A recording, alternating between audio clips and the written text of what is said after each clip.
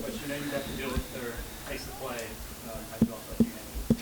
I think we did a great job. I think the game plan that we came out with, we tried to zone press them. We backed our Mad Dog up so they couldn't get up early. Quick threes was our main focus, and I think it worked. I was really proud of our girls in the beginning, the way we started the game. And then, of course, just like every team, you hit, I think, like a little lull, and we started making some careless passes and doing some things, but overall, I was really impressed with the starters when they came out, their intensity and their intensity level, and what we need to do to make sure that, we're getting off to a great start. How much did Chastity and Alexis second on and Alexis went coast to coast a couple times? It was huge, and I think their mentality, when we were in the locker room, we were talking before we came out, that this was important for us to go out and have a good showing and just get better because the season's right around the corner. So I think, we've challenged them in practice the last couple of days about the ability to guard the three, the ability to jump on Glenville State early, because if any team is capable of, putting up good numbers when they shoot the three and get a lot of points, then we wanted to make sure that we could limit that.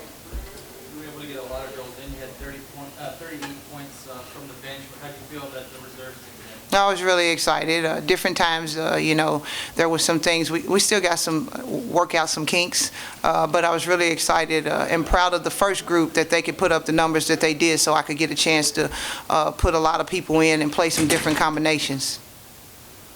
You mentioned the lull towards the end of the first half. How do you think the girls responded? I think they responded great. We came out of the locker room, and I don't know, but I think we scored maybe the first 6 points or something coming out of the locker room.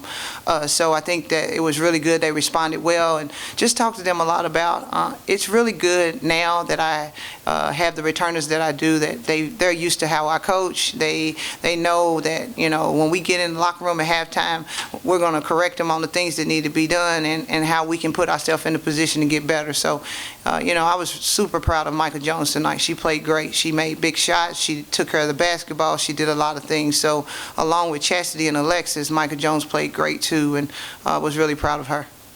Hitting one negative to come out of those 27 turnovers. Yes. What do you attribute that to? Was it the press that they ran, or what? No. I mean, of course, it was something that, we were prepared that they were going to trap and do different things. I think some of it was a lot of miscues on just making bad passes. I'm on our team a lot about making bounce passes on the perimeter. We do that a lot.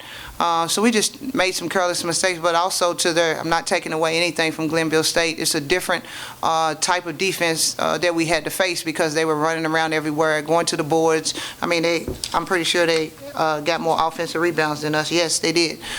So they were running around and getting the offensive rebounds and doing those things. So this was a really good test for us, and I'm really proud that our players stepped up.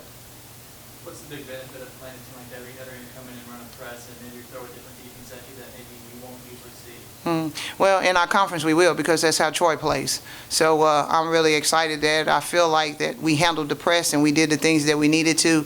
And I just think that it gave us a different look from Kentucky Wesleyan, and just the way that we need to make sure that, I talked to the players about making sure that we could go off a game plan and a scout. So that's why it was really important today that we had a whole different look than what we did on our first exhibition. So asking them to make sure that they could follow the game plan and go through the scout on what we needed them to do. So I was impressed that they pretty much followed through. They knew who the shooters were on the floor. They knew what we were getting in every time when they called the press. And so those things is, as a coach, you're glad to see, because that's what you work on every day in practice. What do you take away from these two scrimmages, and what do you work on? Well, I think what a takeaway is that being able to now learn where we can get some of our rotation in with the starters and the kids that are coming in, and how to get that. That's really important for the coaching staff. I think the next thing is we got a chance to work on our Mad Dog defense in a different light than we normally do. In the first exhibition game, we worked on another press that we had put in earlier. So these exhibition games gives us a chance to work on things that we need to, and be in a situation where we can go back and evaluate the things that we do need to work on. We have to take care of the basketball. We have to get better at that. We turned the ball over, and another thing I was very disappointed in tonight was our free throws. We didn't shoot good free throws, and if we shoot 60% or 61%, you're not going to win too many games. And, you know, last year we prided ourselves on that, and we ended up, you know, shooting like 73% for the year. So we got to get that back in the gym and get that done. Anything else? Thanks, everybody.